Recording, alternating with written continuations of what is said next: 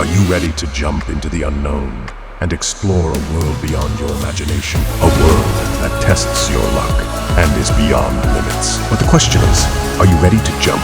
If it is a yes, then you have jumped into the world of ultimate entertainment. Welcome to YOLO 247, a place of fun, indulgence, and endless surprises.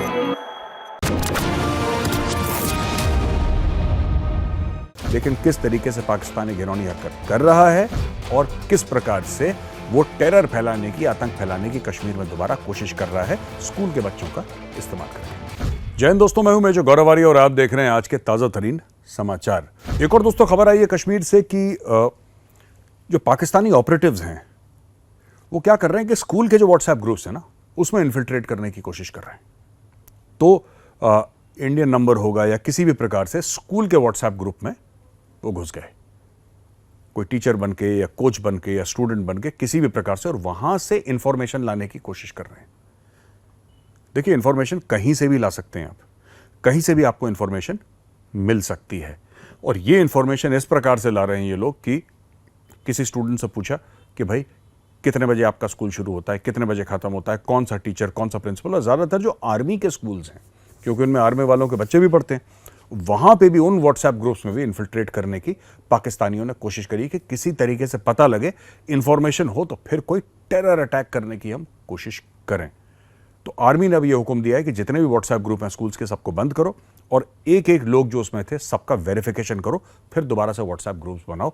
तो ये काम हो रहा है। आप देख रहे हैं पाकिस्तान किस घिनौनी हरकत से बच्चों का इस्तेमाल करके, ऐसी बात नहीं कि पहली बार कर रहा है, बच्चों का इस्तेमाल कई बार कर चुका है, लेकिन किस तरीके से पाकिस्तानी घिनौनी हरकत कर रहा है और किस प्रकार से वो टेरर फैलाने की, आतंक फैलाने की कश्मीर में दोबारा कोशिश कर रहा है स्कूल के बच्चों का इस्तेमाल करके।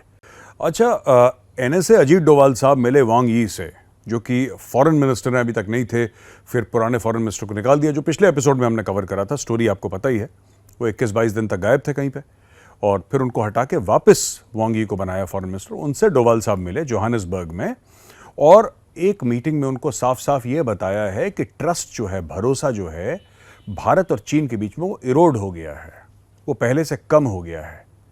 अच्छा, ऐसा क्यों बोला? देखिए, सबसे पहले मैं आपको ये बता दूं दोस्तों कि डिप्लोमेटिक जबान पे बहुत बड़ा चांटा है, बहुत बड़ा थप्पड़ है, क्योंकि डिप्लोमेट्स कहते हैं कि इस तरीके से बातचीत करते हैं जैसे उधार दे रहे होंगे।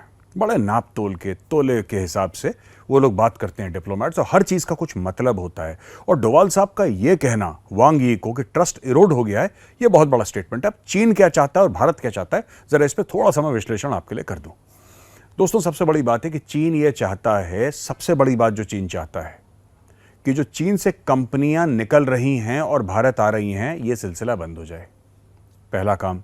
दूसरी चीज चीन जो चाहता है, ये चाहता है कि जो भारत के साथ तकरीबन $125 अरब का, 125-130 अरब डॉलर का जो ट्रेड चल रहा है, ये दुगना तिगुना हो जाए, क्योंकि बैलेंस ऑफ ट्रेड चाइना के फेवर में है।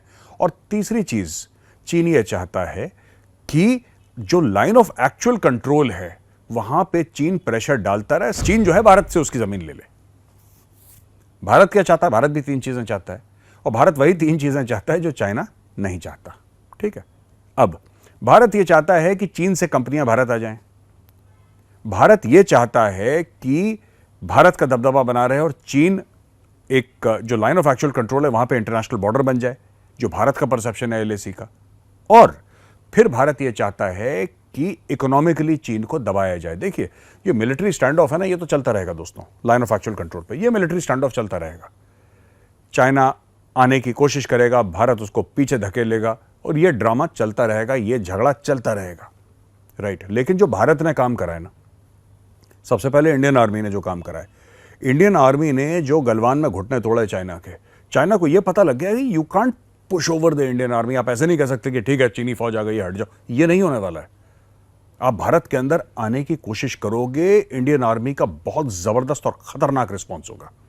तो चाइनीज घबराते हैं उस चीज को लेकर। और जो चाइनीज को एक्चुअली, जिसने चाइना के पेट पे लात मारी है, वो मोदी गवर्नमेंट की ये पॉलिसी है कि साहब वहां से कंपनियां निकालिए, क्योंकि चीन के पास पैसा कहां से आ रहा है? जैसा मैं कई बार अपनी शोज में बता चुका हूं, चीन के पास पैसा आता है कॉन्ट्रैक्ट मैन्युफैक्चरिंग से।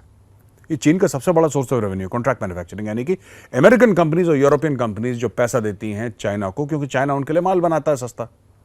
वो खुद अपना माल नहीं बनाते, वो चाइना से बनवाते हैं, तो वही माल भारत बनाएगा। यानी कि चाइना के हिस्से का जो पैसा है वो भारत को मिलेगा। इससे चाइना बड़ा परेशान है।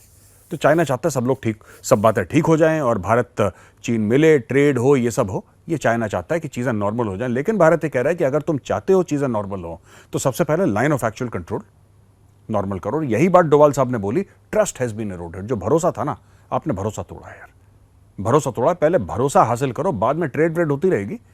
हो सकता है ज़्यादा, हो सकता है कम हो, बात की बात है। पहले भरोसा कायम करो, ये बोला है। तो दोस्तों, आई होप आपको वीडियो पसंद आया होगा। वीडियो अगर पसंद आए तो उसको लाइक जरूर करिएगा। मैं कल फिर हाजिर हूँगा एक नई वीडियो के साथ। तब तक के लिए जय हिंद।